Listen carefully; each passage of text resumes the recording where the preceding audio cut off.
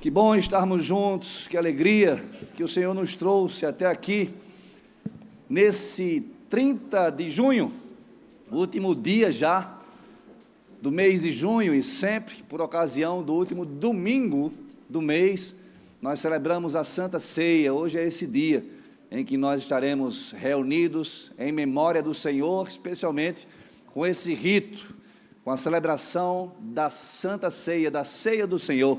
Assim, instrução do próprio Senhor para nós: façam isso em minha memória.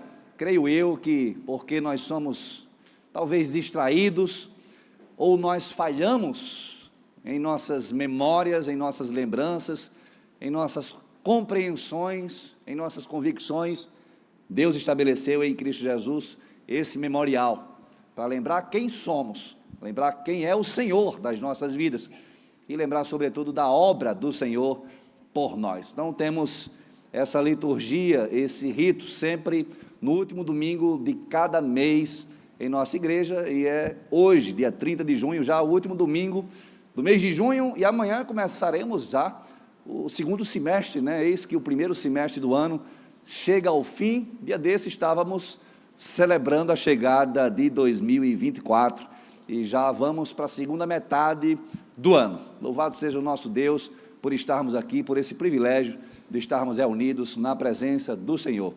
E eu queria saber se há alguém que nos visita hoje, pela primeira vez aqui conosco, celebrando ao Senhor, louvando e adorando ao Senhor. Alguém que nos visita? Levanta o braço.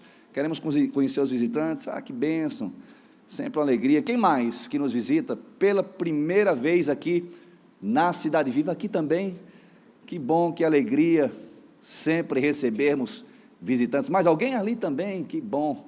Vocês são de Campina? É de Campina Grande mesmo? Que bom. Vocês também aqui de Campina? Ali também a irmã de Campina Grande? De João Pessoa?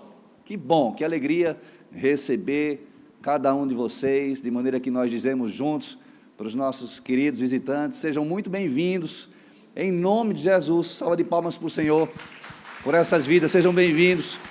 Se você está perto, próximo de um visitante, diga para ele, para ela: que bom que você veio, que Deus te abençoe, seja bem-vindo, você é especial para o Senhor e também para nós que fazemos a família Cidade Viva, aqui em Campina, desde 2010, esse ano completaremos 14 anos, e desde 2002, como igreja, iniciando as nossas atividades a partir de João Pessoa, e expandindo, conforme a vontade do Senhor, a seara, em João Pessoa, Campina, também Sapé, Natal, São Paulo, Brasília, e aonde mais o Senhor nos enviar. Estamos esse ano com o projeto 2020, 20 anos de Cidade Viva, de projeto Cidade Viva. Esse ano a gente resolveu que vai resolver esse negócio de 20 anos de Cidade Viva e 22 anos de igreja, confunde às vezes, né? A igreja começa em 2002, o projeto Cidade Viva em 2004, esse ano celebramos 20 anos de projeto Cidade Viva, mas a gente resolveu que vai unir essas datas aí, para facilitar para a igreja. Estamos programando, inclusive, uma grande celebração dentro do Godstock, já antecipando aqui para vocês, vai ser algo maravilhoso, grandioso, para a glória do Senhor. Estaremos todos juntos, reunidos, nessa celebração, que eu não posso adiantar mais detalhes, mas será no final do ano, na conclusão, no encerramento do nosso Godstock, e muito nos alegra tudo aquilo que nós temos vivido no Senhor ao longo desses anos. Muito nos alegra estarmos aqui, também em Campina Grande, celebrando ao Senhor, adorando ao nosso Deus juntos, enquanto igreja. E aí, queridos, nós vamos hoje falar sobre Pedro. Falamos domingo passado sobre João. Quem esteve aqui conosco domingo passado? Dia 23 de junho, né? Véspera de São João. Quem não teve? O irmão perguntou à esposa: a gente veio, né? Sei, não lembro. Às vezes não lembra, né? Quem não teve? E tem gente que não sabe mesmo, eu nem preferi não levantar o braço, porque vai que erra. Mas enfim, nós falávamos sobre João, né? Véspera de São João, dia 23, eu estou falando da festividade, da data, né? 23 de junho, o dia em que se celebra São João é o dia 24, esse João, que é o Batista, aquele que batizou Jesus, por isso o nome João Batista, E aí nós falávamos sobre João, se podemos chamá-lo de santo, São João. Essa foi uma das questões aqui trazidas, refletidas à luz da palavra. Sim, porque a Bíblia diz que nós somos santos enquanto povo de Deus, povo separado do mundo, não separados fisicamente, mas separados a partir da transformação das nossas vidas, princípios, valores agora diferentes do que antes nós vivíamos, do que antes nós críamos. Então nós falávamos sobre isso, como João agiu como profeta do Senhor, trazendo uma mensagem de preparação, o arrependimento, que é essa condição essencial para receber Jesus, para compreender o Evangelho, para viver plenamente a nova vida em Cristo. É o arrependimento muito além de ritos, liturgias, de outras práticas religiosas, é o arrependimento. Por isso Deus levantou esse profeta, João Batista, pregando a mensagem de arrependimento, para preparar o coração dos judeus a receberem, para que recebessem Jesus. Então, muito oportuno falarmos sobre isso, porque muitas pessoas não conhecem a João Batista, né? Em que pese essas 3 principais datas do mês de junho, é todo um mês aqui, pelo menos na nossa cidade, que tem o melhor e o maior São João do mundo, é todo mês, né? Todo mês de junho, em que nós temos esses festejos, mas há 3 datas em especial, e aí mais conforme a tradição católica, que são celebradas, né? O dia de Santo Antônio, dia 13 de junho, véspera dia 12, o dia de São João, dia 24, e o dia de São Pedro, ontem, 29, também celebrado na véspera, dia 28, então estamos ainda nesse contexto. Hoje encerram-se, inclusive, né? Encerra-se a programação do São João em Campina Grande. Nós temos falado sobre isso, queridos, especialmente nesse contexto da nossa cidade, que respira os ares do clima junino, daquilo que nos é muito próprio, muito peculiar, a cultura. E quando eu falo da cultura, eu falo da comida, eu falo da música, eu falo das vestes, da decoração, eu falo da estética que está em nossa cidade, que está nas ruas da cidade, que decora a nossa cidade. Eu falo da tradição, das nossas origens. Talvez todos nós, ou a maioria de nós, tenhamos vivido na infância momentos, né, em torno da fogueira, nessa época própria, ali assando o milho, festejando com a família, celebrando e nos alegrando, enquanto família, com amigos, enfim. E tudo isso nos é muito bom, e nós somos chamados, como igreja, a santificar todas essas coisas. O apóstolo Paulo, falando à igreja em Corinto, assim disse: quer vocês comam, quer vocês bebam. E como é que eu leio essa instrução? Quer vocês comam pamonha, quer vocês comam milho, quer vocês comam pão, pizza, quer vocês bebam, e aí é bebida alcoólica. Paulo não está falando de suco nem de água, ele está falando de bebida. Quer vocês façam qualquer outra coisa, o contexto ali era a celebração da Santa Ceia, mas ele amplia a discussão, falando sobre tudo aquilo que nós fazemos deve glorificar a Deus, façam tudo para a glória de Deus. Amém, queridos? E esse é um versículo, eu diria um princípio basilar, que nos direciona e nos orienta quanto aos nossos festejos, quanto à celebração das nossas tradições, quanto à vivência da nossa cultura, que deve ser também santificada, deve servir também para a glória de Deus. Nós vamos falar um pouco sobre isso hoje também, tratando sobre Pedro. Uma vez que falamos sobre João, hoje nós vamos falar sobre Pedro. Lá em Atos dos Apóstolos, nós vamos ler o capítulo 10 inteiro. Capítulo 10 inteiro vai ser a nossa leitura de um encontro que talvez você já tenha lido, já conheça, já tenha ouvido falar, sobre o encontro de Pedro com Cornélio, um centurião romano, um oficial do exército de Roma, chamado Cornélio. Antes de nós lermos o texto lá em Atos capítulo 10, Atos dos Apóstolos, entender um pouco sobre o contexto desse livro. É sempre importante compreendermos o contexto, as circunstâncias que levaram os autores bíblicos a escreverem os seus registros, a trazerem a palavra de Deus para nós. Esse livro é escrito por Lucas, o evangelista, o mesmo que escreve o Evangelho de Lucas, escreve também Atos dos Apóstolos. Em alguns escritos encontrados, são a mesma porção, o Evangelho e o livro de Atos. Escrito por Lucas, que no Evangelho vai falar sobre a vida de Jesus, a vida e obra de Jesus, o que Jesus fez e ensinou. Em Atos ele vai falar sobre a ação, a atuação da igreja. Como a igreja fundada, a igreja cristã fundada por Jesus, atuou, como a igreja deve atuar.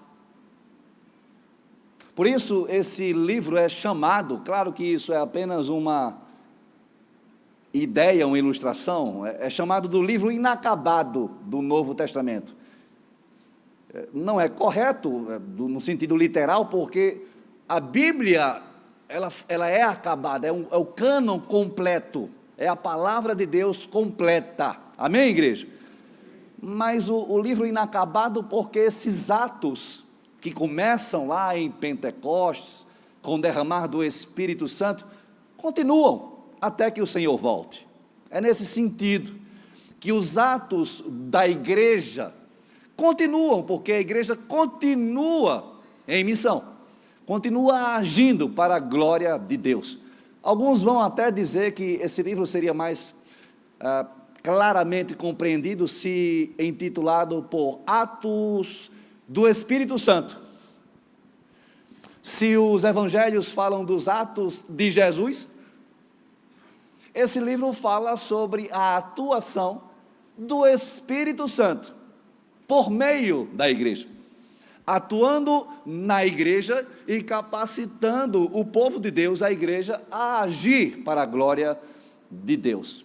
E aí nós temos a instrução do Senhor Jesus, lá no primeiro capítulo, quando ele vai dizer, depois da ressurreição, Lucas vai registrar que Jesus permaneceu por 40 dias, ressurreto, comendo com os discípulos, conversando e ensinando, por 40 dias, Paulo registra aos Coríntios, 1 Coríntios capítulo 15, que de uma só vez Jesus apareceu para mais de 500 pessoas, ressurreto, após a ressurreição, e ali naquele último momento ainda, vivendo com os discípulos, estando com os discípulos após a ressurreição, ele instrui, permaneçam em Jerusalém.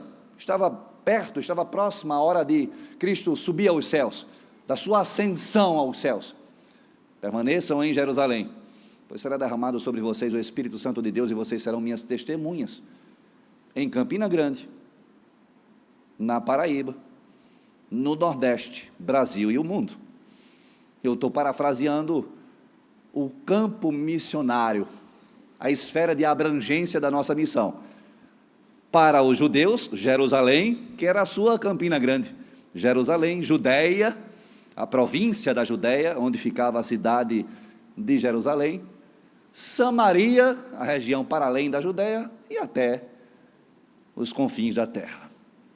E acontece que vem o Espírito Santo, num evento que era anual em Jerusalém, Pentecostes. Deus soberanamente estabelece essa data, essa festa, a festa das semanas, como sendo o momento do derramar do Espírito Santo e, por consequência, o momento da inauguração da Igreja de Cristo. E segue-se a atuação do Espírito Santo agindo na igreja, por meio dos discípulos. Nós vamos ver que Pedro, cheio do Espírito Santo, após Pentecostes, prega o Evangelho e 3.000 pessoas se convertem. 5.000 pessoas se convertem a Jesus. Temos um dos primeiros mártires cristãos, Estevão, que por pregar o Evangelho é morto por apedrejamento. Diz a palavra que as vestes de Estevão foram lançadas aos pés de um jovem chamado Saulo. Saulo de Tarso, também chamado Paulo de Tarso. Não é outro nome, apenas o seu mesmo nome, Saulo em hebraico, Paulo em grego. Esse que vem depois, posteriormente, vem a converter-se a Jesus, a ter um encontro verdadeiro com Jesus. Esse momento gera grande medo, grande pavor dentre os discípulos, no meio dos discípulos que começam a ter uma perseguição agora mais intensa, mais violenta, chegando à morte. Isso gera dispersão. Alguns passam a fugir, a sair de Jerusalém, e assim o evangelho se expande. Alguém vai dizer que não fosse a perseguição, especialmente de Roma, dos sacerdotes, aos cristãos, talvez eles nunca saíssem de Campina Grande, nunca pregassem o evangelho para além da sua cidade, nunca quebrassem a conveniência, aquela ideia de segurança e lugar confortável, que era Jerusalém, o lugar da adoração, o lugar onde eles tinham raízes, onde eles cresceram, estabeleceram a sua vida.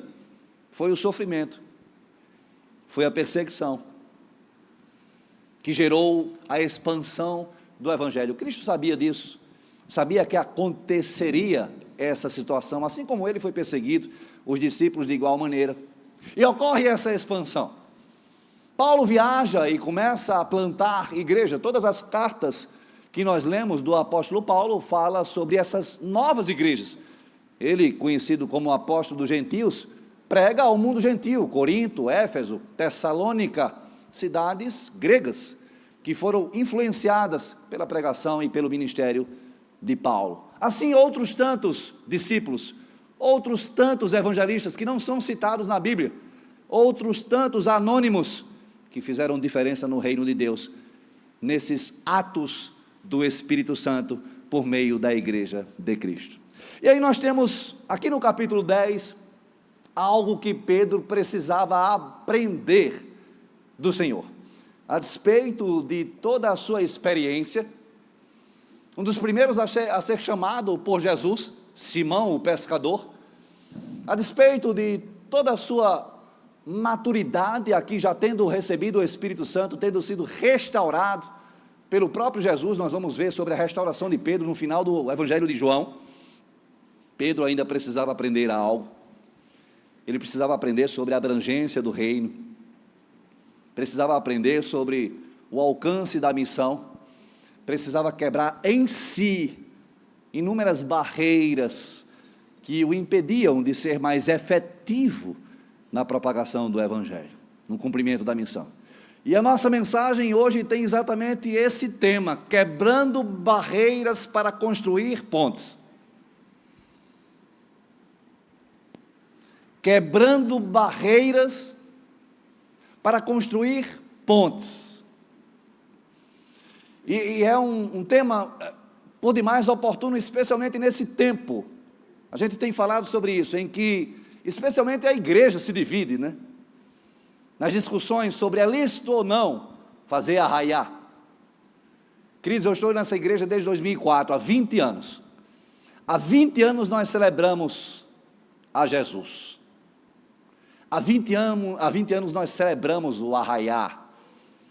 Há 20 anos nós celebramos, porque entendemos que Cristo é o Senhor da colheita, é o Deus da provisão, é o que nos sustenta, é o que nos alimenta, e a Ele nós entregamos as nossas festas, e com a nossa cultura, do nosso jeito, como bons nordestinos, paraibanos, campinenses ou campinagrandenses. É próprio da cidade viva entender essas coisas, mas não pelas nossas próprias opiniões, ideologias ou achismos, mas pautados, baseados na palavra de Deus. Penso eu que é sempre oportuno, sempre necessário revisitarmos a palavra, revisitarmos as discussões acerca de cultura, acerca desse tempo, do mês de junho que está se encerrando, porque é frequente, eu diria, todos os anos: pastor, eu posso participar do arraiá? Sexta-feira eu fui lá no Parque do Povo, diga-se de passagem, que festa linda, tirando a parte ruim, linda festa, me admirou a organização, a segurança, a tranquilidade, Fiquei lá na entrada para ver quem vinha, quem estava chegando. Aí vi uns irmãos, as ovelhas chegando, assustada porque viram o pastor. Entrava, era revistado, tem uma revista, maravilhoso, né? Lá a câmera, para, como é que chama? Reconhecimento facial, né? E muitos foram presos. Não sei se você tem acompanhado isso, mas muitas pessoas com mandato em aberto, enfim. Então, muita segurança, aquela revista, Samuel foi revistado lá, ele fez questão de ser revistado, Samuel. E depois aí via o pastor, era revistado, passava pelo... Samuel disse que era o baculejo. Papai, não é revista, não é baculejo. Aí depois tinha um pastor, mesmo eu fiquei numa mesinha, rapaz, foi providencial, eu não escolhia mesmo, mas ficava exatamente numa das entradas, ó, quem entrou por aquela porta, que festa maravilhosa, que festa linda, tudo muito belo. Eu lá com minha família, com minha esposa, com os meus filhos, lá pude contemplar a beleza de Deus em tudo aquilo, desde a música, a comida, a alegria, a reunião, as pessoas, porque todo o dom perfeito desce do Pai das luzes, em quem não há sombra de imperfeição. E o som estava perfeito, como está hoje aqui, perfeito, viu? Parabéns, multimídia. Glória a Deus. Uma iluminação maravilhosa, sabe? Palco, a decoração, que coisa maravilhosa. É sobre isso, queridos. Como lidar com isso? Como entendermos esse contexto da nossa cultura, das nossas raízes, das nossas tradições? Pedro precisava quebrar barreiras em si, aprender do Senhor, e o Senhor promove esse encontro sobrenatural com um centurião romano, um chefe de 100 soldados, um oficial do exército romano chamado Cornélio. E nós vamos ler todo o capítulo 10, fazendo aqui alguma pausa para não cansá-los nessa leitura e também dar um refresco para irmãos que falam, para as nossas irmãs. Atos dos Apóstolos, capítulo 10, verso 1, amém, queridos? Estamos ao vivo pela internet? Sim. Os irmãos levantam o dedo, eu não vejo se é sim ou não. Sim ou não? Sim. Porque os dedos eu não vejo, eu cego. Aqueles que nos acompanham pela internet, ao vivo, ou que estarão posteriormente acompanhando, ouvindo essa mensagem, Deus te abençoe, Deus seja contigo, que seja alimento para a sua alma, para o seu coração, para a sua mente, esteja conosco presencialmente em nossas celebrações, sempre aqui, às 10 e 18 horas, aos domingos, e também toda quarta-feira, culto de oração, às 19h30, 7h30 da noite. Deus te abençoe, Deus abençoe a sua casa. Atos 10, verso 1, assim diz a palavra do Senhor. Havia em Cesareia um homem chamado Cornélio, centurião do regimento conhecido como italiano. Ele e toda a sua família eram religiosos e tementes a Deus. Dava muitas esmolas ao povo e orava continuamente a Deus. Certo dia, por volta das 3h da tarde, ele teve uma visão. Viu claramente um anjo de Deus que se aproximava dele e dizia: Cornélio. Atemorizado, Cornélio olhou para ele e perguntou: que é, Senhor? O anjo respondeu: suas orações e esmolas subiram como oferta memorial diante de Deus. Agora mande alguns homens a Jope para trazerem um certo Simão, também conhecido como Pedro, que está hospedado na casa de Simão, o curtidor de couro, que fica perto do mar. Depois que o anjo que lhe falou se foi, Cornélio chamou 2 de seus servos e um soldado religioso dentre os seus auxiliares, e, contando-lhes tudo o que tinha acontecido, enviou-os a Jope. No dia seguinte, por volta do meio-dia, enquanto eles viajavam e se aproximavam da cidade, Pedro subiu ao terraço para orar. Tendo fome, queria comer. Enquanto a refeição estava sendo preparada, caiu em êxtase. Viu o céu aberto e algo semelhante a um grande lençol que descia à terra, preso pelas 4 pontas, contendo toda espécie de quadrúpedes, bem como de répteis da terra e aves do céu. Então uma voz lhe disse: levante-se, Pedro, mate e coma.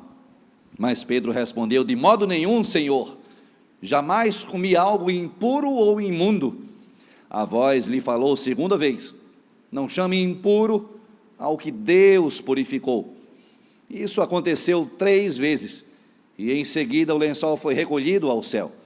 Enquanto Pedro estava refletindo no significado da visão, os homens enviados por Cornélio descobriram onde era a casa de Simão e chegaram à porta. Chamando, perguntaram se ali estava hospedado Simão, conhecido como Pedro.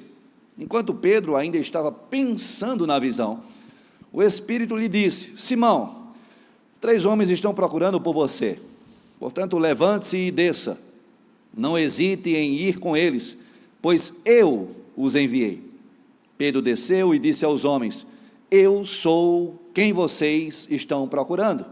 Por que motivo vieram? Os homens responderam: Viemos da parte do centurião Cornélio. Ele é um homem justo e temente a Deus, respeitado por todo o povo judeu.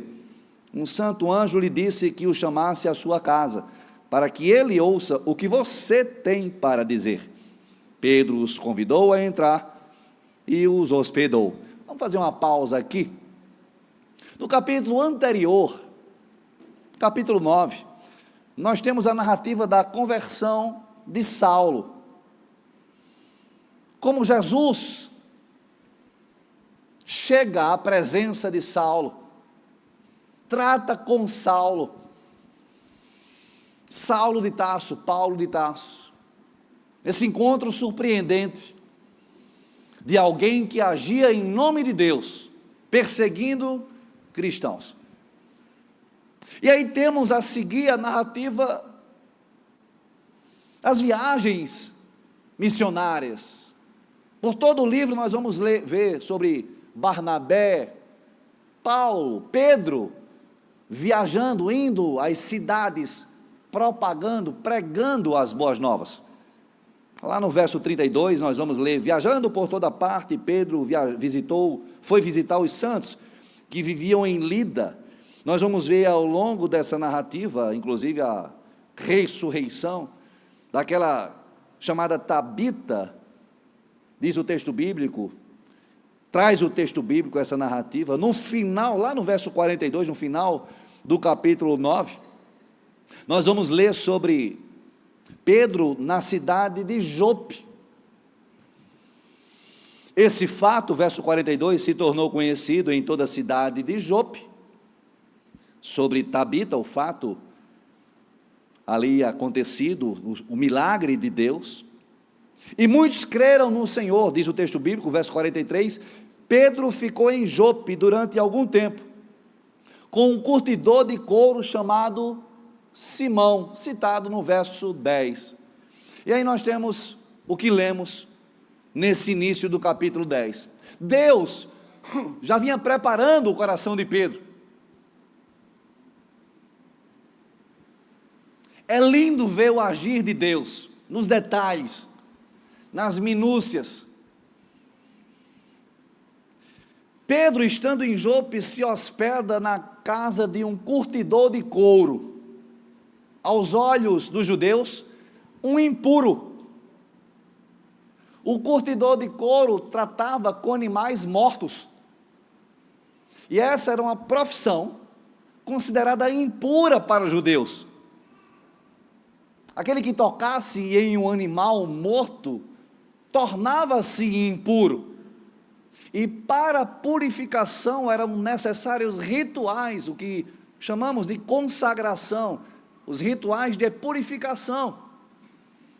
O que se opõe à consagração, a esses rituais de purificação, é a profanação. É tornar impuro o que é puro. Eu estou aqui no Antigo Testamento, queridos.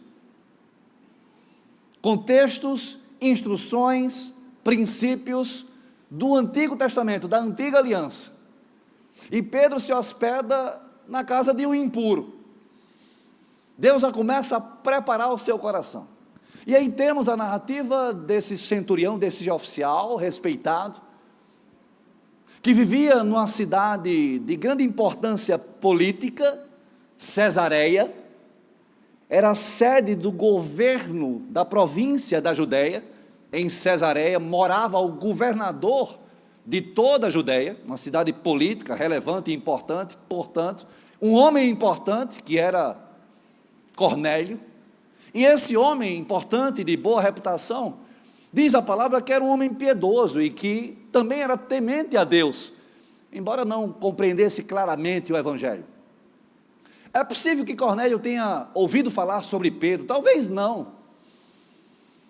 Pedro estava em Jope, tanto Cesareia como Jope eram cidades próximas de Jerusalém, o epicentro da religiosidade judaica. Mas cidades próximas, Jope ficava distante de Cesareia, cerca de 50, 60 quilômetros, ao sul de Cesareia. Jope, uma cidade, um entreposto comercial. Se Cesareia tinha sua importância política, Jope tinha sua importância do ponto de vista comercial, a cidade portuária. Não sei se coincidentemente ou não, é de Jope que Jonas parte em direção a Tarsis, fugindo da missão, tendo sido comissionado por Deus a falar aos ninivitas, Nínive, capital da Assíria, ao norte da Judéia. Ele segue para Jope, pretendendo ir a Tarsis, do outro lado, a mesma cidade. Temos essa circunstância. Temos uma visão que Deus deu a Cornélio, para que ele encontrasse um certo Simão Pedro, aquele que recebeu o Espírito Santo e que pregava o Evangelho. Assim também Deus tratou e falou com Pedro, dando uma visão. Pedro, como judeu, tinha suas convicções, como judeu tinha o seu entendimento de como a religião judaica deveria ser exercida, ser vivenciada. Aquela época, queridos, importa aqui entendermos, isso é fundamental para o entendimento do nosso tema, das barreiras que nós precisamos quebrar. Para os judeus, povo de Deus, o mundo era separado em duas categorias: judeus e gentios. Judeu era o povo de Deus, era o povo da aliança, era o povo que tinha acesso à presença de Deus, o povo que usufruía da graça de Deus, dos favores de Deus. Gentios eram excluídos da graça e excluídos do reino. Esse era o contexto, essa era a questão que Pedro precisava entender e aprender. Essa é a questão que também nós precisamos aprender. Como igreja de Cristo, chamados a exalar o bom perfume, a sermos sal da terra, luz do mundo, precisamos quebrar em nós também certas barreiras que nos afastam do mundo, não afastam o mundo de nós, porque somos enviados ao mundo. Estamos no mundo, em missão. E precisamos quebrar também essas barreiras entre nós e eles. Nós que somos melhores ou mais santos, e aqui estamos, e aqueles que estão lá, nesse momento, no parque do povo, pecadores, ímpios. Esse é o contexto da nossa mensagem, e não me refiro apenas ao mês de junho, não apenas a arraiais, não apenas à cultura, mas a tudo que nós vivenciamos enquanto igreja de Cristo, enquanto servos e discípulos de Jesus. Continuemos, portanto, a partir do 23, mais uma vez. Os homens chegam, Deus assim falou a Pedro sobre ter enviado esses homens. Pedro os convidou a entrar e os hospedou. No dia seguinte, Pedro partiu com eles, verso 23 ainda, e alguns dos irmãos de Jope o acompanharam. Pedro levou alguns irmãos com ele, não foi sozinho. No outro dia chegaram a Cesareia. Cornélio os esperava com seus parentes e amigos mais íntimos, que tinha convidado.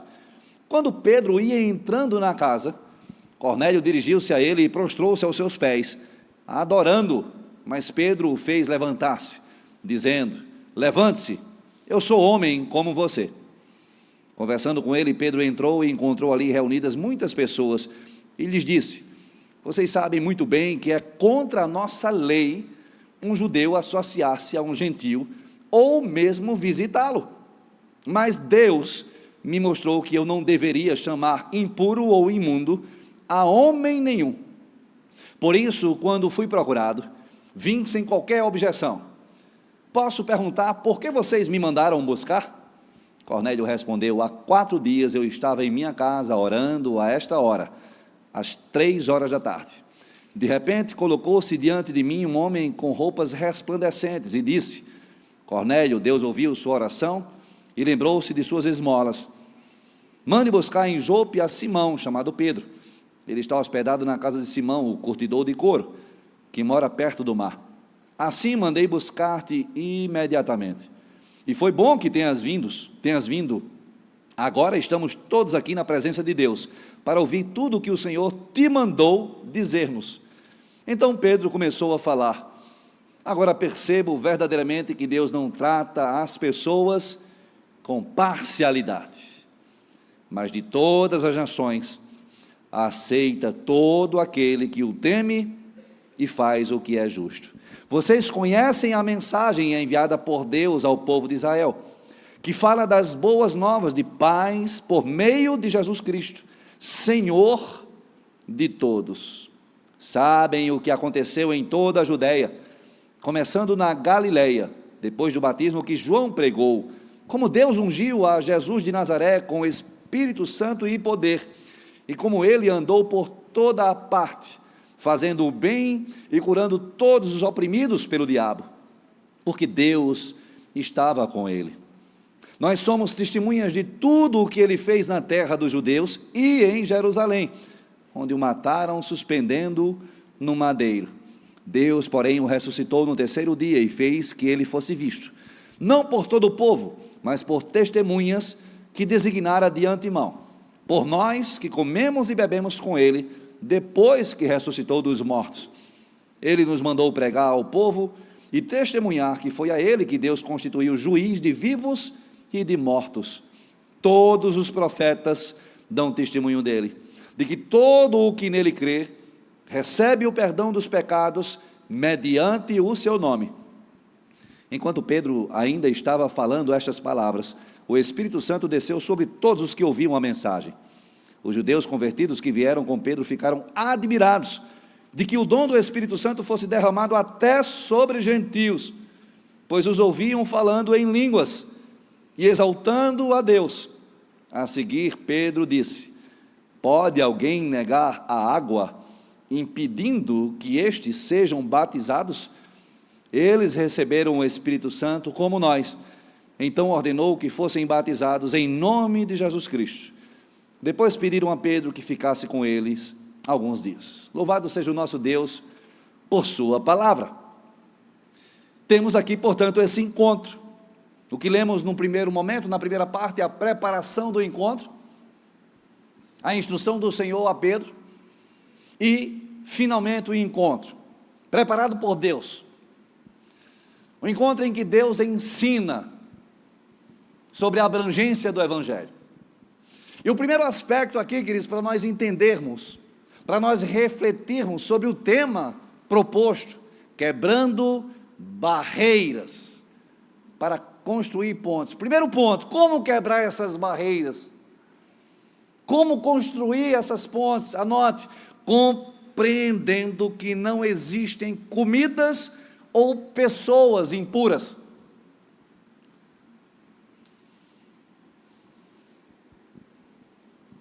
Como devo quebrar as barreiras? Como poderei construir pontes? Primeiro aspecto, compreendendo que não existem comidas ou pessoas impuras.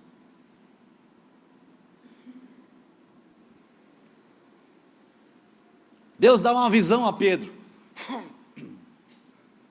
Nessa visão, toda espécie de animais, só não estão citados ali os peixes, quadrúpedes, répteis, aves do céu, animais puros e animais impuros, a partir da compreensão do Antigo Testamento. Entendamos, queridos,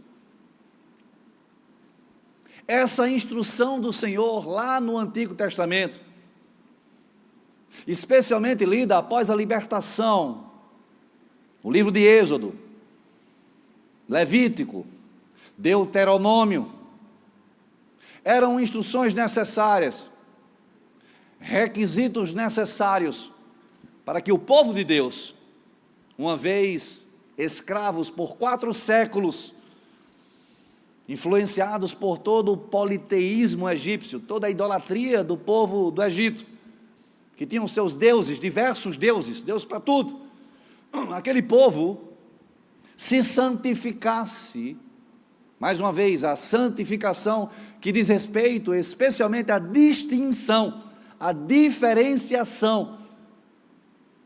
Desde o Antigo Testamento, ainda hoje permanece assim sendo. Santidade à luz da palavra, sermos santos à luz da palavra, não quer dizer que somos imunes ou isentos de pecado.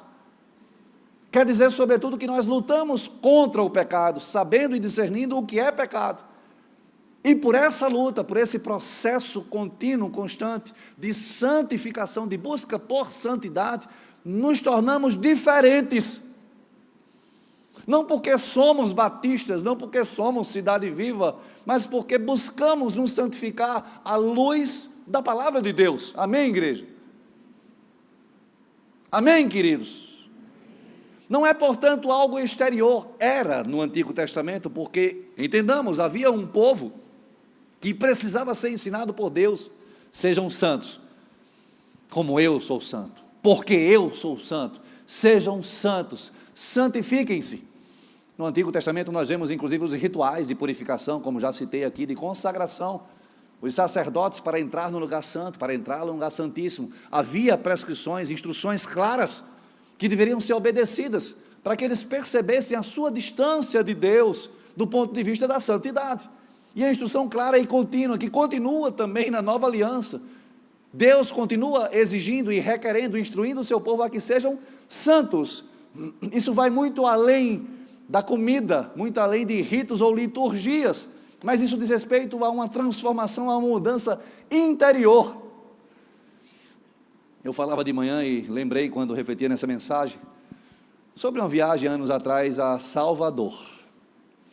Chegando no Farol da Barra, aquele acarajé, preparado pela típica baiana em Salvador. Como não como, como não como? Será que isso não é consagrado? Certamente é. Não sei, talvez não sei. E a vontade de comer muito maior do que a resistência. Eu fiz aquela oração, né? E com toda a verdade do meu coração, queridos, na oração me veio a palavra do Senhor: o que contamina o homem não é o que entra pela boca,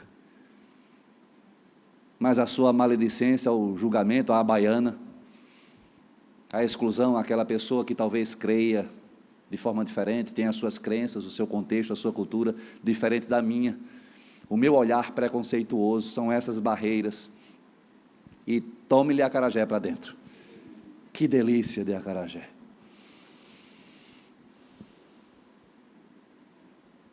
O que contamina o homem não é o que entra pela boca, não é a comida, e Marcos registra sobre isso na fala de Jesus, lá em Marcos capítulo 7, citando Jesus, ele diz: será que vocês também não conseguem entender? Perguntou-lhes Jesus: não percebem que nada que entre no homem pode torná-lo impuro, porque não entra em seu coração, mas no seu estômago, sendo depois eliminado? Ao dizer isso, Jesus declarou puro todos os alimentos, porque tudo foi feito por Ele. E aí nós temos aqui exatamente essa palavra do Senhor para Pedro, quando ele diz: de modo nenhum, Senhor, jamais comi algo impuro ou imundo. E Pedro se achava por isso, né? Oh, Pedro, era característica de Pedro, né? Pedro queria saber mais do que Jesus. O cara era tão arrogante, que ele dizia, ele contradizia, ele confrontava Jesus, e essa não foi a primeira vez. A Bíblia vai dizer que quando Jesus falou sobre o seu sofrimento, a necessidade de ser morto, cumprindo a sua missão, Pedro diz: não, Senhor. Ao que Jesus diz: arreda, Satanás. As nossas convicções religiosas, queridos, muitas vezes são mais influenciadas pelas trevas do que pelo Espírito Santo de Deus. Arreda Satanás, é palavra do Senhor Jesus a Pedro, que diz: não, Senhor, outra vez, em outro momento, numa lição extraordinária de humildade e serviço, quando Jesus coloca na sua cintura uma bacia, ou uma toalha, pega uma bacia para lavar os pés dos discípulos, Pedro: não, Senhor. Oh, Pedro, se eu não lavar os teus pés, não terás parte comigo. Se você não entender o que eu estou fazendo, então lava o corpo todo. Oh, Pedro, calma, Pedro, calma, Ricardo. Sabe, queridos, esses são os nossos conceitos, esses são os nossos preconceitos, essa é uma barreira que precisa ser quebrada, entendendo que para Deus não há a impureza que nós estabelecemos. Mais uma vez, o primeiro ponto da nossa mensagem: para quebrarmos barreiras, construirmos pontes, nós precisamos compreender que não existe comida e nem pessoa impura, porque tudo criado por Deus, especialmente o homem e a mulher, a imagem e semelhança de Deus.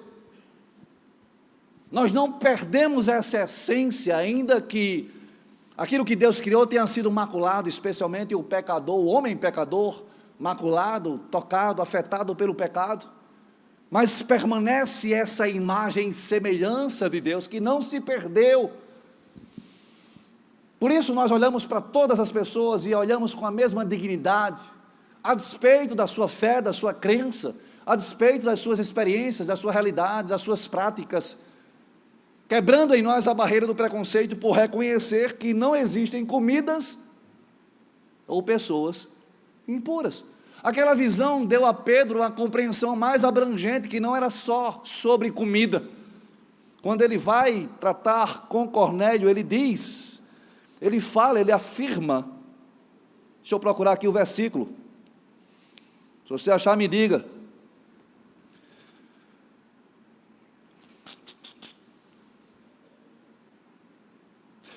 Quando ele entra, conversando com ele, verso 27, Pedro entrou e encontrou ali reunidas muitas pessoas e lhes disse: vocês sabem muito bem que é contra a nossa lei um judeu associar-se a um gentio ou mesmo visitá-lo, mas Deus me mostrou que eu não deveria chamar impuro ou imundo a homem nenhum. Veja, a visão é de um lençol, como se um lençol, com animais puros e impuros, mas Pedro entendeu o código, entendeu a visão, a instrução, a exortação do Senhor. A mensagem, o que Deus estava ensinando a Pedro ia além da comida. Fala sobre todas as coisas criadas por Deus. Nós apenas transformamos. O que é uma pamonha? É um milho transformado. Se bota lá o quê? Eu não sei a receita. Leite, talvez, sim, açúcar, queijo, por isso que fica gostoso, né? Mas quem fez o milho? Ora, nós transformamos, a isso nós chamamos de mandato cultural. Deus nos deu todas as coisas, como coroa da criação, Ele nos subjugou, nos deu a subjugar toda a criação, alimentos, vegetais, tudo, para que nós fôssemos gestores bons, administradores de toda a criação. Essa transformação que o homem faz, apenas Deus estabelece tudo do nada, ex nihilo, uma expressão em latim que fala sobre a criação de Deus, que tudo fez do nada, porque é Deus. Então nós estamos falando aqui, queridos, de uma desconstrução cultural, uma desconstrução para que nós possamos vencer os preconceitos em nós,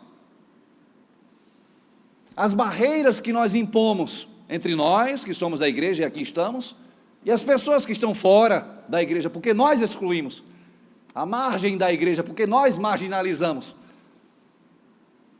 Sabe, há muito em nós, das nossas experiências, das influências, há muito em nós que constroem a nossa personalidade, como fomos criados, como fomos educados, as nossas tradições, a família, como eu falei aqui, talvez muitos tenham vivido arraiais, festejos. Muitos têm celebrado São João, outros não, porque nasceram na igreja, né? Eu acho essa expressão assim, me dá arrepio. Vez por outra eu falo sobre isso, né? Quando eu pergunto a alguém, conversando, meu irmão, fale sobre sua conversão. Como foi seu encontro com Cristo? Ah, pastor, eu nasci na igreja. Ei, enganado, iludido, tu nasceu no inferno. Diga amém? Tem gente que tem medo. Eu e você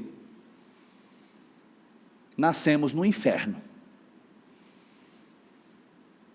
Se você entende que Cristo, pela sua obra, o resgatou do inferno, não foi de outro lugar não, porque estávamos indo para lá, direitinho, certinho, bem retinho, nas nossas iniquidades, nascemos pecadores. A Bíblia não diz que nascemos bonzinhos.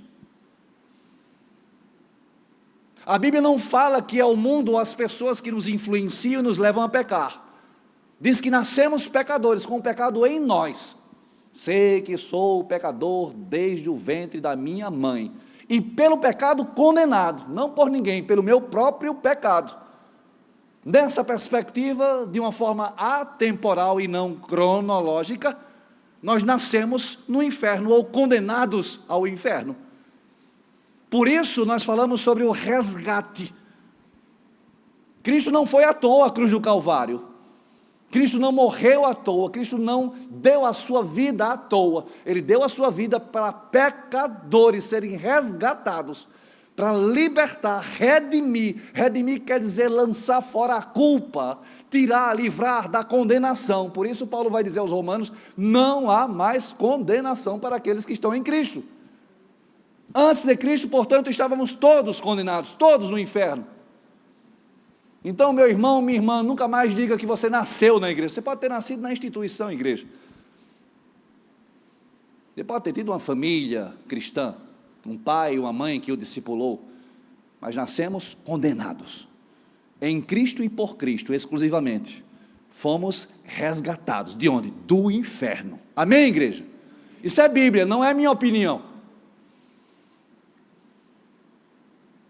Então quebremos os preconceitos arraigados em nós, que nos leva a separar pessoas, a excluir pessoas, a olhar pessoas de maneira diferente, a partir da sua maneira de vestir, de agir, de falar, de pensar, de viver. Amém? Portanto, o primeiro aspecto aqui é compreender que não existem comidas e principalmente pessoas impuras, todos igualmente dignos aos olhos de Deus. Eu não sei se você se convence disso, sinceramente. Albert Einstein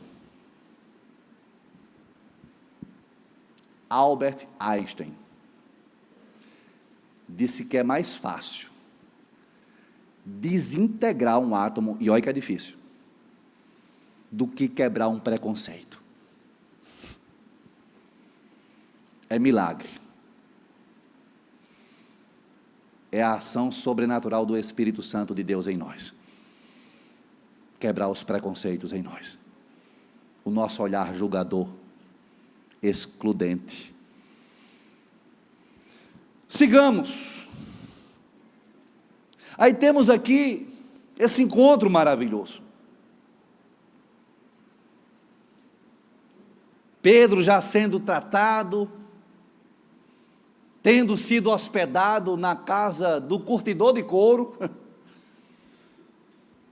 recebe aqueles homens sem saber quem eram, que Deus diz: eu enviei alguns homens a você, sem dizer quem eram gentios. Quando ele abre a porta, se depara com um soldado romano, se Deus não tivesse avisado, ele fechava a porta na mesma hora. Os judeus tinham ódio de soldados romanos, verdadeira ojeriza, aversão. Mas Deus preparou Pedro. Deus tratou com Pedro. Preparou o seu coração. E eis que ele chega à casa de Cornélio. Cornélio, sabendo que aquele homem viria para falar da parte de Deus, porque Deus tinha também falado a Cornélio, se prostra diante de Pedro, ao que Pedro diz: levante-se, eu sou homem como você. Isso aqui é muito significativo, queridos. As festas, né?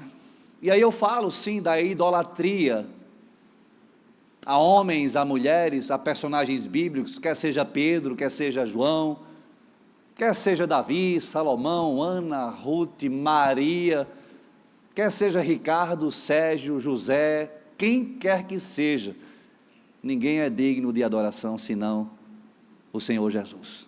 A Ele exclusivamente louvor, adoração, honra e glória. Amém, igreja? Pedro assim entende. Pedro assim afirma: levante-se, eu sou homem como você. Nessas palavras nós lemos Pedro dizer: eu sou tão pecador como você é pecador. Eu sou tão humano como você é humano, não sou nada além disso.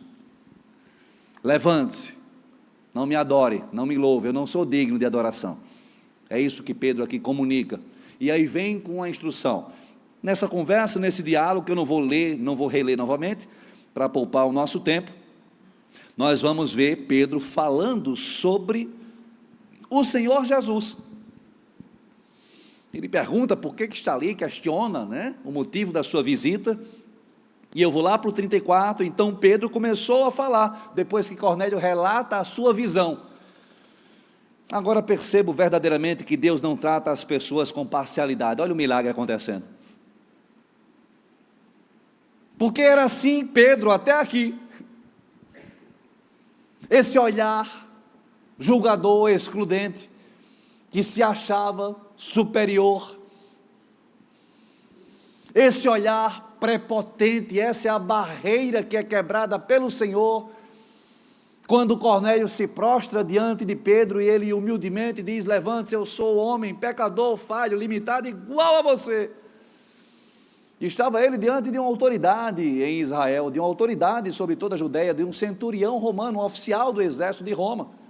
Sou homem igual a você. E vai afirmar: agora percebo verdadeiramente que Deus não faz acepção, distinção, não trata as pessoas com parcialidade, em razão da sua etnia, da sua origem, da sua cor, da sua condição social, econômica ou de qualquer outro aspecto. Mas de todas as nações aceita todo aquele que o teme e faz o que é justo. Vocês conhecem a mensagem enviada por Deus ao povo de Israel, que fala das boas novas de paz por meio de Jesus Cristo, Senhor de todos.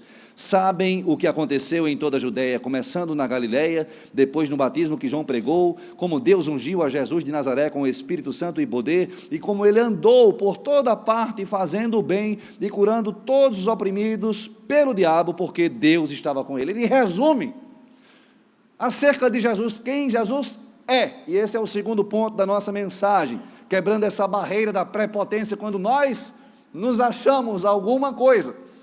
O segundo aspecto para quebrar barreiras, construir pontes, é entender que Jesus é Senhor de todos. Anote.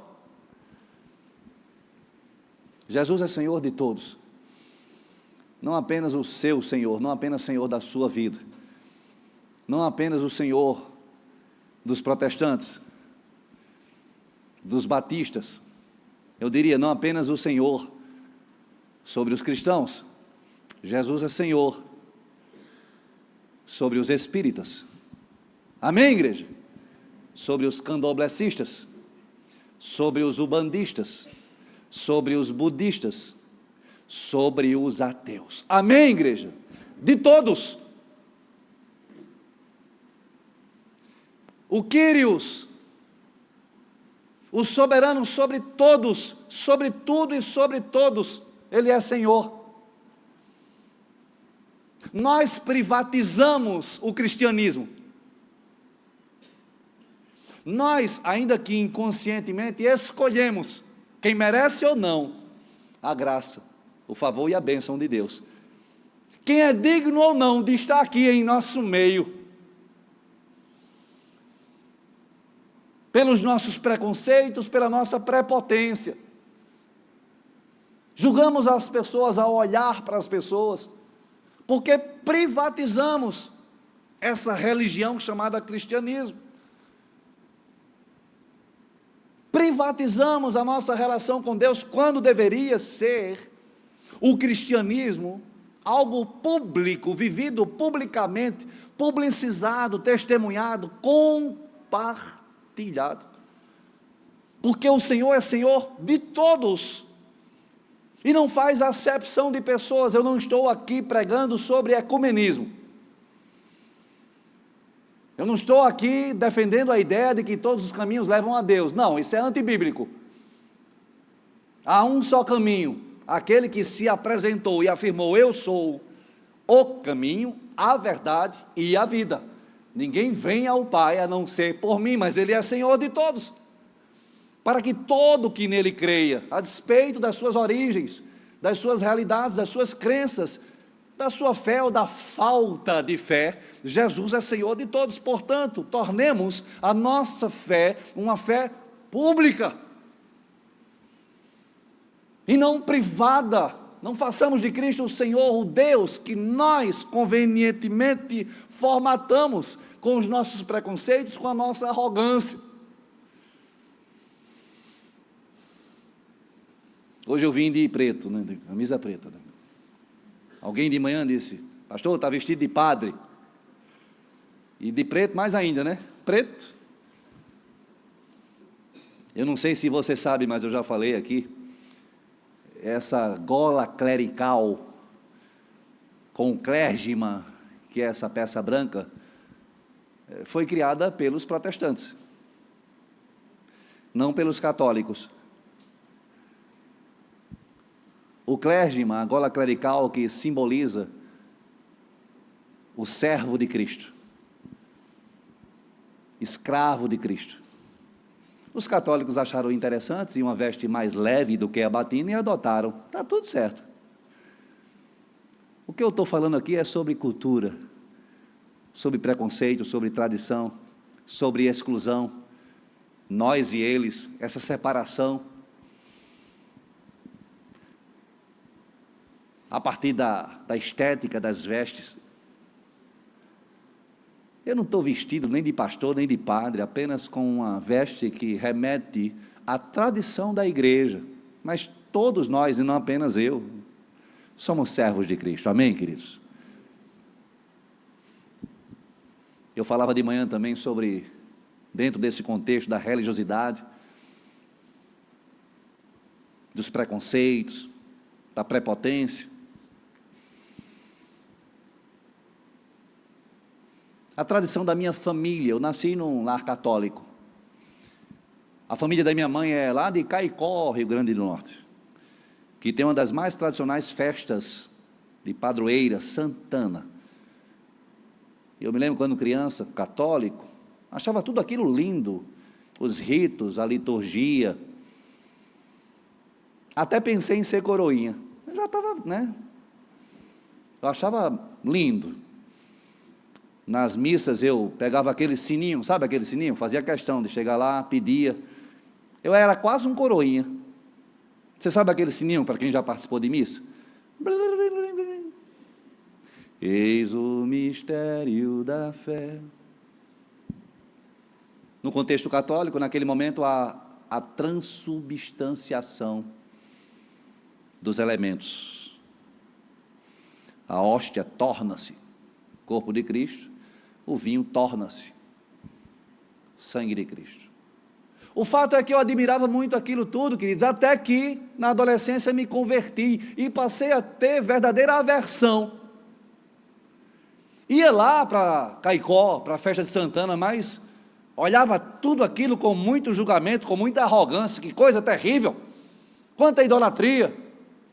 Uma festa para Santana. Você sabe quem é Santana, não? Santa Ana é a mãe de Maria. A festa é para a mãe de Maria. E aí um primo meu, querido Alex, que lá mora e serve na Igreja Católica, um homem de Deus, um homem de fé, de conhecimento da palavra, em que pese sua doutrina, seu entendimento, me ensinou sobre Ana, e eu comecei a quebrar em mim esses paradigmas, esses preconceitos, a minha prepotência, de não entender o contexto, a cultura daquele povo, e entender que eu deveria, com o meu conhecimento, com a minha experiência, com o Espírito Santo em mim, atuar, conversar, dialogar à luz da palavra, à luz da palavra de Deus, porque Cristo é Senhor de todos, campinenses, caicoenses, protestantes, católicos, Senhor de todos. É preciso que todos entendam a Cristo, e foi isso que Pedro aqui fez, pregou a Cristo. Ele não pregou o judaísmo. Dentre o judaísmo também as denominações, que discutiam quem era mais correto, mais certo, se os essênios, se os fariseus, se os zelotes. Discussões que permanecem na igreja. Batistas, presbiterianos, congregacionais, metodistas, assembleanos, quem está certo, quem está errado, e a gente vive nessa discussão, pela nossa prepotência, e Cristo é Senhor de todos. Pedro aprendeu que Deus não faz acepção, não faz distinção de pessoas em razão das suas origens, das suas experiências, da sua forma de viver. Sabe, queridos, de manhã eu falava sobre a teologia do copo. Você já ouviu falar sobre a teologia do copo? Você vai aprender novamente, ou vai aprender agora, sobre a teologia do copo, que muito nos fala sobre essa contextualização da cultura, da compreensão da essência do que nós devemos pregar, que é Jesus. Não é a nossa denominação, não é a nossa igreja, não é a nossa opinião, não é a nossa ideologia, é o Evangelho. Conversando com a samaritana, Jesus disse: quem beber dessa água terá... Eu não tenho água aqui. Às vezes tem, né? Terá sede outra vez. Mas aquele que beber da água que eu oferecer, jamais, João capítulo 4, jamais terá sede. E do seu interior fluirão rios de água viva, a jorrar para a eternidade. Uma saciedade, uma plenitude, uma abundância em Cristo, a água da vida. Essa é a teologia que você precisa aprender. Muitas pessoas talvez não beberão dessa água se você oferecer em um copo de barro. Essa água deve estar suja. Copo de barro deve ter alguma impureza, algum resíduo. Há pessoas que só beberão dessa água se em copo de barro. Talvez se você oferecer num copo de cristal,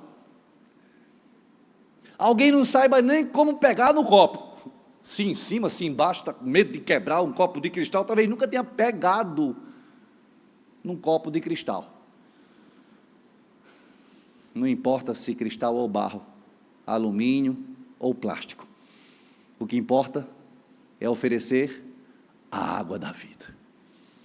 A essência que é Jesus, Senhor de todos, não a forma. Nós nos preocupamos com a forma, parede preta, parede branca, cruz sem cruz, com iluminação sem iluminação, com fumaça sem fumaça, com guitarra sem guitarra, com bateria sem bateria.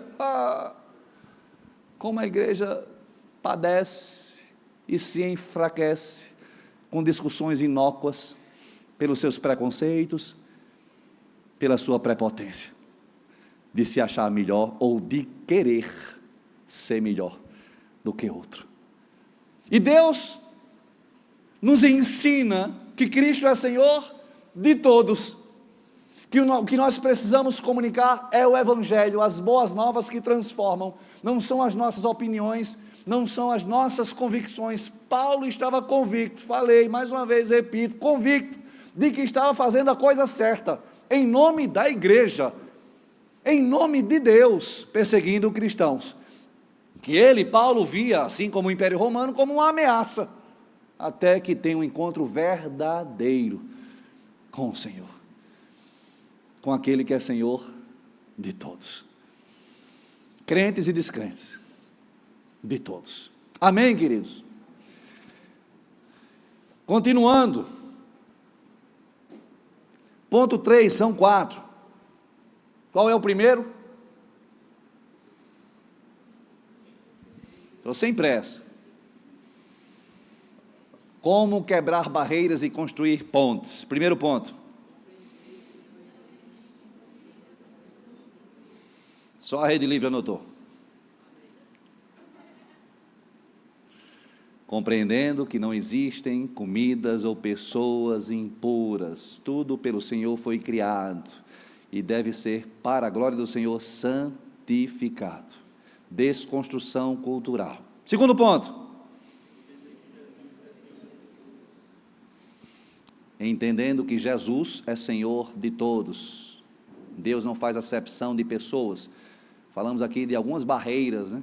O preconceito, a arrogância, a prepotência. Terceiro ponto, qual é? Anote já, para a gente adiantar. Compartilhando, a gente está falando sobre a pregação do Evangelho. Mas não é compartilhar só o Evangelho, é compartilhar o amor e a graça do Evangelho. É o terceiro ponto. Como quebrar barreiras e construir pontes, compartilhando o amor e a graça do Evangelho. Retire-se o amor e a graça e não resta nada. Só a sua opinião. Só o seu conhecimento vazio. A isso nós chamamos de hipocrisia. É mais uma barreira para ser quebrada, para ser vencida. Com a sua boca me louvam, mas o coração distante está. Essa barreira gigante que se impõe entre nós e as pessoas, além de nos acharmos superiores, nos achamos dignos, por estarmos na igreja, por servirmos em um ministério, por frequentarmos um culto, por sermos membros de uma denominação. Mas nada disso nos conduz verdadeiramente à missão, nada disso nos conecta verdadeiramente a Deus e, por consequência, nada disso nos conecta ao outro, porque ainda há em nós a hipocrisia de acharmos que o que nós fazemos nos dá crédito com Deus, nos torna bons e aceitos por Deus. Pedro prega o Evangelho e ele vai falar, verso 39, nós, depois de falar sobre o Evangelho, do Cristo que foi estabelecido por Deus como Senhor de todos, de quem era Jesus, ele fala essencialmente a partir do verso 34, quem é Jesus, a partir do 39 ele fala do que Jesus fez, do que ele atuou, melhor, a partir do 38, fazendo bem, curando todos os oprimidos pelo diabo, porque Deus estava com ele, e ele reforça, a partir do 39, sobre o seu testemunho.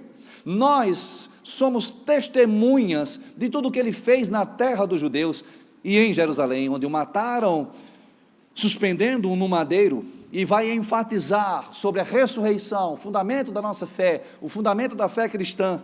Deus, porém, o ressuscitou no terceiro dia, e fez que ele fosse visto, não por todo o povo, mas por testemunhas que designara de antemão, por nós que comemos e bebemos com eles, depois que ressuscitou dos mortos.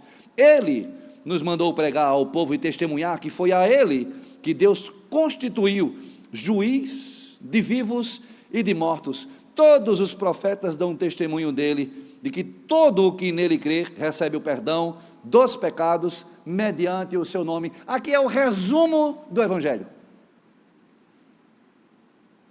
Tudo o que passar disso é invenção, é enfeite, dispensável. Quando nós falamos para alguém acerca das nossas tradições, das nossas convicções, das nossas opiniões, sobre arraiá, sobre festa, sobre o que é lícito ou não lícito, se não for respaldado, fundamentado pela palavra, é vão, é totalmente vão. é qualquer coisa menos o Evangelho, que deve ser comunicado com amor e graça, apontando para Cristo, que por amor veio e morreu pelo pecador, derramando graça sobre as nossas vidas, libertando-nos, livrando-nos da condenação. É essa a pregação, é toda a pregação que nós precisamos compartilhar, comunicar. É o Evangelho que precisa por nós ser pregado. Tudo o que passar disso é invenção. Quantas vezes por mês devemos celebrar a ceia? Ô, meu irmão, liberte-se. Qual o tempo do culto? A gente tem aqui 2 horas, 2h30. Deixa eu dizer uma coisa para você, o culto tem hora para começar, para terminar não, viu? Você já viu em alguma mensagem, culto 18 horas, você já viu que hora termina? Não. Hoje eu vou terminar de 10. Ouviu um amém? 9h30 está bom. Ei, tem igreja que 3 horas de culto, né? É bênção, vamos aumentar esse tempo.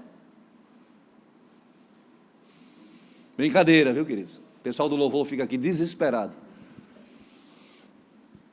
Liturgia, ritos, cerimônias, doutrinas secundárias.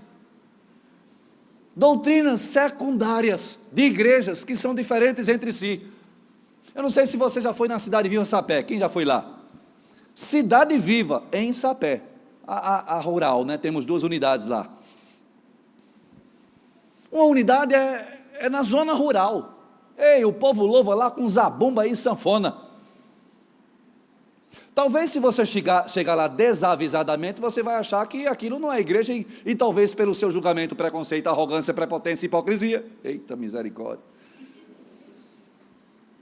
Você diga que nem é louvor. Porque louvor é o que você acha que é louvor.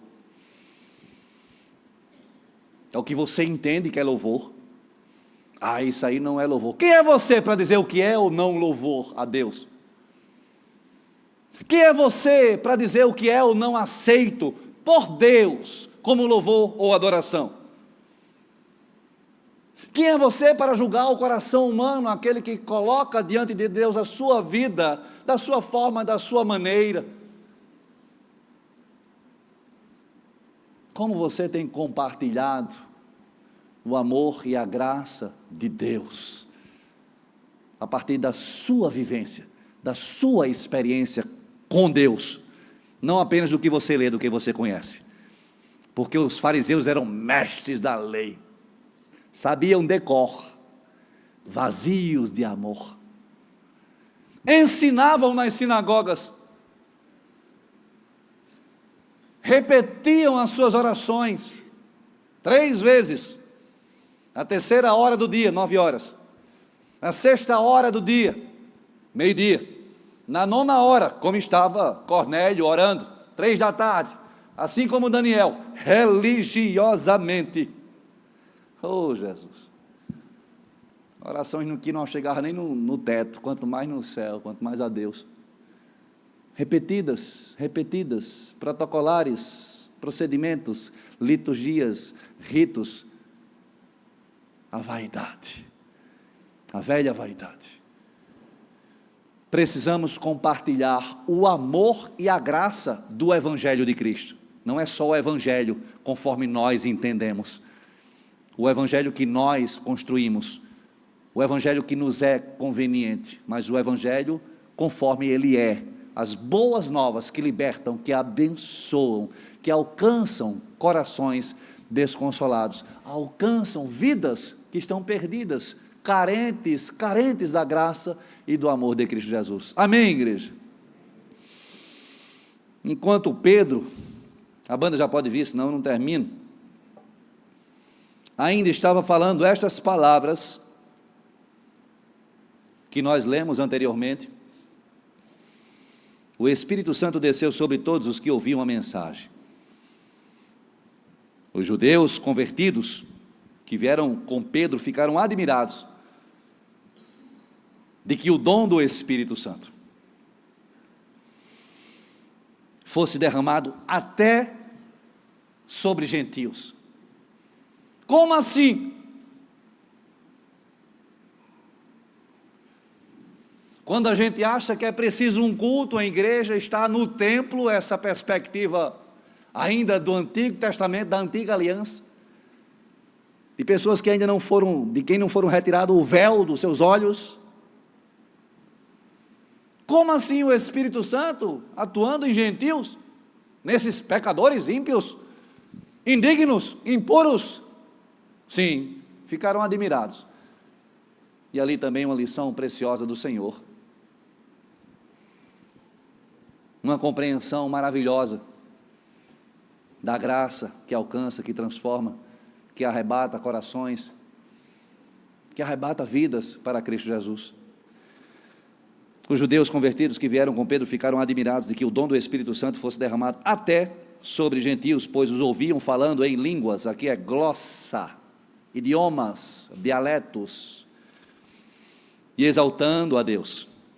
A seguir, Pedro disse: pode alguém negar água, impedindo que estes sejam batizados? Eles receberam o Espírito Santo como nós. Então ordenou que fossem batizados em nome de Jesus Cristo. Depois pediram a Pedro que ficasse com eles mais alguns dias. Terceiro e último ponto: como quebrar barreiras. E aí falamos da barreira do preconceito, da barreira da prepotência, da barreira da hipocrisia, da barreira da religiosidade. Sabe, queridos, quando nós tomamos esse termo, essa palavra religiosidade, no sentido negativo, diz respeito a tudo o que nós fazemos, ao que nós realizamos, aos nossos esforços, ao nosso trabalho, à nossa agenda, ao nosso conhecimento, à nossa capacidade, à nossa influência, aos nossos recursos, quando entendemos à luz da palavra que nada podemos fazer sem o Senhor, que nada somos sem a atuação, sem a intervenção do Espírito Santo de Deus em nós, que não há como quebrar barreiras, senão constrangidos pelo Espírito Santo. Não há como ser convencido dos nossos preconceitos, da nossa prepotência, do nosso orgulho, da nossa vaidade, da nossa hipocrisia, se não houver uma intervenção milagrosa, sobrenatural do Espírito Santo de Deus em nós. E esse é exatamente o quarto ponto: como quebrar barreiras e construir pontes, submetendo-nos à soberania do Espírito Santo de Deus. Foi o Espírito Santo que preparou todo esse encontro. Tudo que nós lemos aqui, desde a visão, a instrução, a fala, foi o Espírito Santo que fez com que Pedro pregasse o Evangelho, foi o Espírito Santo que fez com que Cornélio e os outros gentios presentes naquele lugar ouvissem e compreendessem o Evangelho. Não era a opinião de Pedro, não era Pedro falando por si, sobre as suas convicções, senão sendo usado pelo Espírito Santo de Deus. E esse é um ponto que nós precisamos aplicar em nossas vidas. Precisamos de fato nos submeter ao Espírito Santo. Imagine você, de repente, ser comissionado, ser enviado a falar a uma autoridade. E você acha que você não é capaz, e que você é limitado, e que você não consegue falar, e que você não tem oratória, ou não tem conhecimento bíblico. E lá vai Pedro, o pescador simples, humilde, falar para um centurião, um oficial do Império Romano. E fala não de si, não da sua vida, mas fala da sua vida transformada, fala da sua experiência real em Jesus.